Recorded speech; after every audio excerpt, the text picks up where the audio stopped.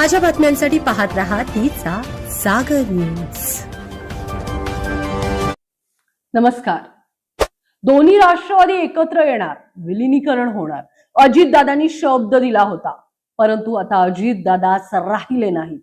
त्यामुळे शरदचंद्र पवार गटातले अनेक दिग्गज नेते म्हणतायत की नाही, आमचा असं ठरलं होतं आणि अजितदादा 12 तारखेला या गोष्टीचा डिक्लेअर करणार होते की दोन्ही राष्ट्रवादीचं विलीनीकरणाच्या बाबत आणि एकूणच राजकारणाच्या पटलावरती मोठ्या घटना घडल्या असत्या असं बोललं जाते राष्ट्रवादी पवार गटाकडून। त्याच वेळी तटकरे यांनी सपशेल नकार दिलाय, तर देवेंद्र फडणवीस यांनी स्पष्ट सांगितलंय की असं काय असतं तर अजितदादांनी आम्हाला नक्कीच सांगितलं असतं। प्रफुल्ल पटेल यांनी सांगितलं की मी कुठला एऱ्यागेऱ्याचं ऐकणार नाही, माझा पक्ष आहे आणि आम्ही पक्षाचा एकमतानं निर्णय घेतला। उपमुख्यमंत्री सुनेत्रा पवार यांना आम्ही उपमुख्यमंत्री केलंय, ते आम्ही आमच्या पक्षातल्यांनी निर्णय घेतलाय, आम्हाला भाजपा कुठल्याही प्रकारे चालवत नाही, आम्ही निर्णय आमचे आम्हीच घेतो। आणि त्यांनी थेट सांगितलंय की पुढचा निर्णय देखील राष्ट्रीय अध्यक्षाचा आम्ही घेणार आहे आणि त्याची प्रोसेस चालू आहे। एकूणच केंद्रात खासदार होणार आहेत, या ठिकाणी पार्थ पवार असं काही चित्र आहे। दोन्ही राष्ट्रवादी एकत्र याव्यात असं अजितदादांना वाटत होतं। दोन्ही राष्ट्रवादी एकत्र यायचे असतील तर येऊ देत, आम्ही एनडीएत सामील होणार आहे, यायचं असेल तर आमच्याशी थेट चर्चेला या असं तटकरेंनी सांगितलंय। तर त्याच वेळी देवेंद्र फडणवीसांनी सांगितलंय की जर तुम्हाला राष्ट्रवादीत यायचं असेल तर माझ्याशी चर्चा करावी लागेल असं या ठिकाणी सांगितलंय। तर प्रफुल्ल पटेल म्हणतात मी कोणाशी चर्चा करणार नाही, आमचा पक्ष आहे, आम्ही निर्णय घेणार आणि त्यापर्यंत त्या पद्धतीनं ते वागले। शेवटी या सगळ्या राजकारणाच्या शेवटी पटल्यावरती तटकरेंनी जनतेचा कौल बघता आता एक नवीन विधान केले आणि ते म्हणजे दोन्ही राष्ट्रवादी एकत्र, आणि त्यांनी एक अट टाकलेली आहे। सुनील तटकरेंनी शरद पवारांच्या राष्ट्रवादीकडे चेंडू टोलावलेला आहे। काय आहे ती अट जाणून घेऊया या स्पेशल रिपोर्ट मध्ये। नमस्कार, मी शौर्यवरी आणि आपण पाहताय तिचा सागर न्यूज। दोन्ही राष्ट्रवादी पक्ष विलीनीकरणाची चर्चा सुरू होती आणि लवकरच त्या विषयीची घोषणा दिवंगत अजितदादा पवार करणार होते असा दावा पुढे आला।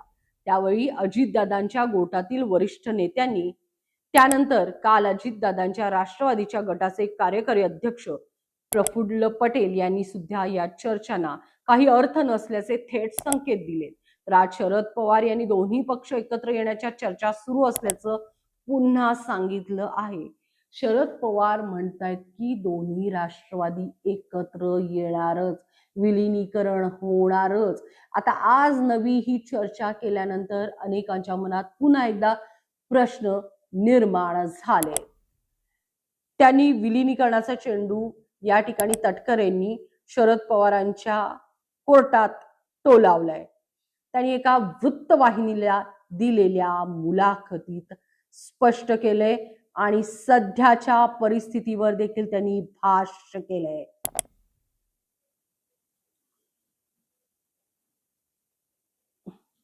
सुनील तटकरे यांनी गेल्या 3-4 दिवसात ज्या घटना घडतायत, जनतेचं मत आहे, या सगळ्या गोष्टीचा आढावा घेतला आणि त्यांच्यावर आणि प्रफुल्ल पटेलवर यांच्यावर होत असलेल्या टीकेवरती त्यांनी आता स्पष्ट मत व्यक्त केलंय। सुनेत्रा पवार यांच्या उपमुख्यमंत्री पदाच्या शपथविधीवरून त्यांच्यावर होत असलेल्या टीकेचा समाचार घेतला। तर त्याच वेळी तटकरे यांनी दोन्ही राष्ट्रवादीच्या विलीनीकरणाबाबत मोठे भाष्य केले। विलीनीकरण हा हायपोथेटिकल दाब आहे, राष्ट्रवादी हा एनडीएचा भाग आहे। मी एक प्रश्न वारंवार विचारत आहे की कुठल्या आणि कोणत्या पक्षाचं कोणत्या पक्षात होणार, पण त्यावर कोणीच उत्तर देत नाही। मला त्यामागील कारण मीमांसा कळाली आहे। तर विलीनीकरणाची ही चर्चा कोण कुठल्या टप्प्यात सुरू करणार आहे हे पुढे आहे। मी गेल्या 10 महिन्यापासून हेच म्हणत आलोय की भारतीय जनता पक्षासोबत आम्ही आहोत, हे ज्यांना मान्य आहे तेच विलीनीकरणाबाबत अथवा सोबत येण्याविषयीची चर्चा करू शकतात, नाहीतर चर्चा करण्याची काही प्रश्न नाही। हे जरी मान्य असेल तर त्याविषयीची चर्चा कधी केव्हा कोण करणार हे मला आता सांगता येणार नाही, असं मोठं वक्तव्य सुनील तटकरे यांनी केले आहे. माझा विरोध आहे की नाही हा मुद्दा अत्यंत गौण आहे. 40 वर्षांपासून मी दादांसोबत काम करत आहे. मी दादांचा विश्वासू सहकारी म्हणून माझ्यावर अनेकदा आक्षेप घेतलाय. उद्या मी त्यांना उत्तर देईन, पण विलिनीकरणाविषयी अजितदादांचा निर्णय झाला असता तर माझा त्याला विरोध असण्याचं कारण नव्हतं, असे तटकरे म्हटले. दादांना विश्वास नक्की होता. तटकरेंना मी सांगेल तो मान्य करेल. दादांनी आणि माझी चर्चा व्हायची त्यावेळी मी मतं मांडायचो. स्थानिक स्वराज्य संस्थांच्या निवडणुका पुणे पिंपरी चिंचवड पालिका एकत्रित लढण्याचा निर्णय झाला. विलिनीकरणाच्या बाबतीत दादांनी स्पष्ट भूमिका मांडली. दादांनी मला जरूर तो व्हिडिओ फिरतोय त्याआधी माझी आणि दादांची भेट झाली. स्थानिक स्वराज्य संस्थांच्या निवडणुकीत एकत्र लढायचं याबाबत सांगितलं तर विविध वाहिन्यांवर दोन्ही एकत्र येण्याविषयी दादांनी स्पष्ट भूमिका मांडल्याची आठवण तटकरे यांनी करून दिलेली आहे. कुणाचा आरोप प्रत्यारोपाच्या या फैरीत सुनील तटकरे यांनी स्पष्ट काही गोष्टी केलेल्या आहेत आणि त्यांनी थेट सांगितलंय आम्ही भाजपात आहोत.